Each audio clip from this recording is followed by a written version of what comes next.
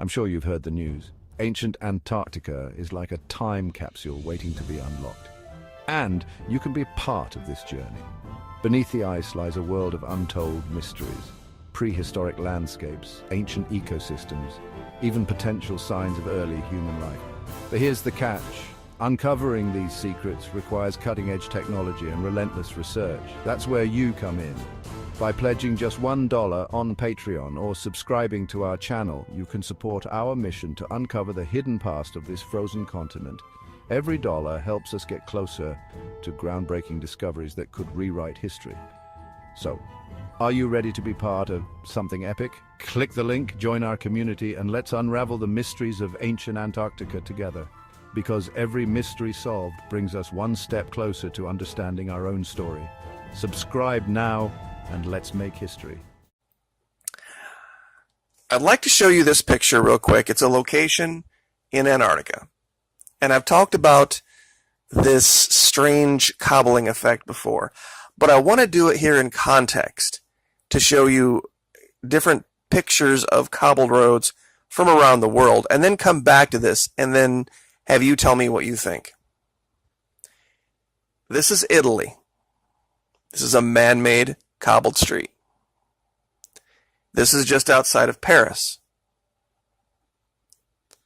This is actually in Boston. This is Puerto Vallarta. This one shows one that's very worn down. This one is in Spain. And this one is in Great Britain. Now, I want to go back to this. This is allegedly the result of just natural formation, no hand of man at all. If you believe what they're telling you about these results. I don't know how anyone can look at those pictures historically from around the world of how roads were made, how streets were made, how paths were made at the time, and look at these and see anything other than evidence of an ancient civilization. Somebody clearly made this, and these are all over. If you go down to Google Earth Pro, down to Antarctica, and you look closely, and you find these spots that are, the snow is melting away, you can see this. People have said, oh, it's just volcanoes. Wrong. No, I'm sorry. This is not. I've seen what they're talking about that looks like this. That's not this. And this area is very close in proximity to another area that, to my mind, is the single greatest evidence for there being some type of an ancient civilization down here. And we've talked about this before. I called them cobbled pictures on a hillside. You have 4 or 5 very distinct images in the snow that, let me zoom in here a little bit, that for them to be in this kind of proximity and look as they do, the chances of this just being a random snow melt, I'm sorry, it just wouldn't be the case. You have a person that looks like they are kneeling and praying. Let me see if I can move this over and zoom it in.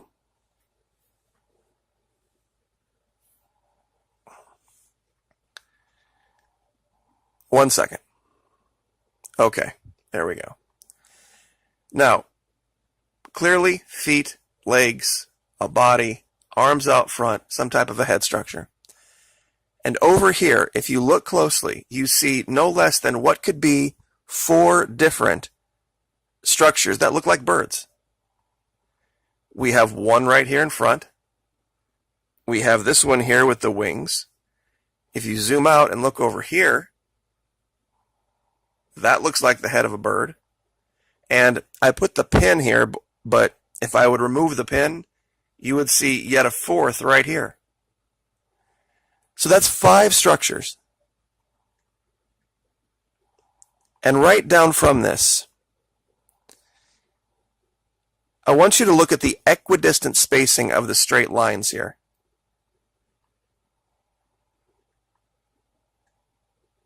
Do you see? There's no way this would happen naturally. These perfect right angles And so many of them, right in one small location like this. Now, clearly there's been weathering, there's been damage. Nobody's been down here for quite some time. I did find something a long time ago. It was very odd right here that really sticks out like a sore thumb. Whatever this is. The coloration is different. I mean, you can see it from a very high distance above. And it almost looks like, if you look at it from a right angle, some type of a human form right here. Whether it's a statue or an actual person, hard to say.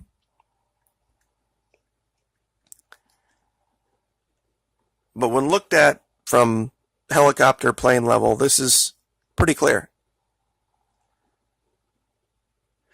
Another person had mentioned when I talked about this before, you could almost see an image here of what looks like maybe a bird taking off. And the reason I say all of this is that in this region and areas like this, ancient man worshipped Thoth. I've heard it pronounced a bunch of different ways. It's Thoth, Thoth, basically is how it's pronounced. An Egyptian god, god of knowledge, god of wisdom. And they were very much into worshiping bird-type figures. This wouldn't be out of the realm of possibility that they would have made some type of a large structure, visual structure that you could see from space. Where else do we see this? We see this in South America. The Atacama, the high desert, all of the pictographs that you could only see if you were high above. And the runways, and there's a picture of a man, a picture of a spider, a picture of a bird. I'm sure a lot of you are familiar with that. It's been on History Channel like a million times. And that's not very far from here.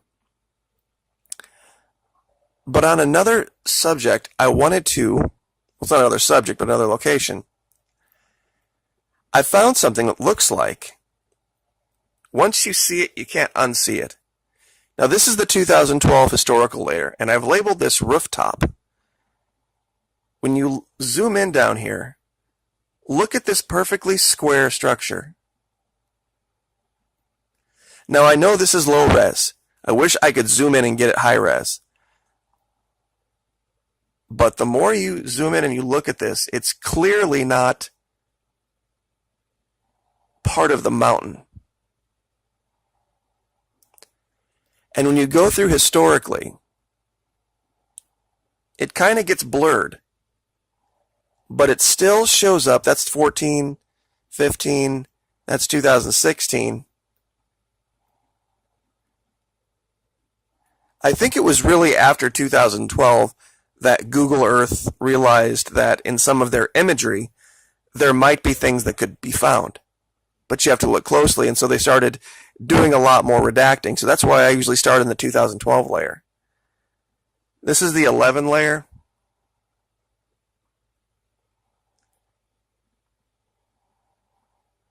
Once again, and going all the way back here to this is 2008. Something is there.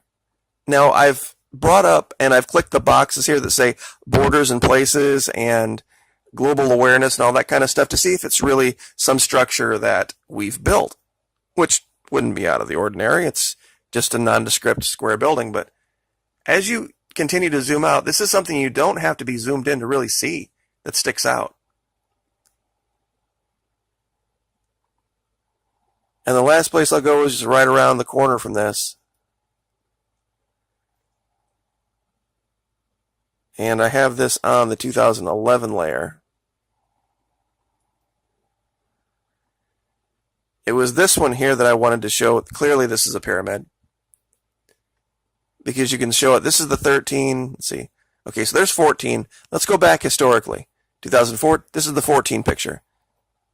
13. 12. It's a little bit more covered up. 11. 10. This is 9. You notice how it just continues to hold that perfect triangular shape on the top. 7, 6, 2005. And that's the hallmark of finding a lot of the stuff down here, is to find something that over many, many years just doesn't change. And when you usually find one structure like this, you'll find a bunch in that region. I'm continuing to look at this particular region, so there'll be more. But to my mind, there is just no mistaking what this is. This is clearly evidence of not just a civilization, but an advanced one. And it's starting to more come to light now as the ice recedes and the ice melts down there. In fact, I think last year, Antarctica lost 5 times as much ice as the Arctic did. So they're probably going to continue to find things down there, and hopefully they'll reveal some of them, but we're probably going to have to look to foreign journalism, like we do with Venezuela analysis, to actually get the truth. And I guess we'll leave that there. Like, share, subscribe.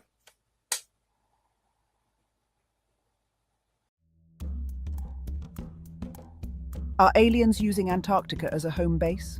Or is Antarctica their real home?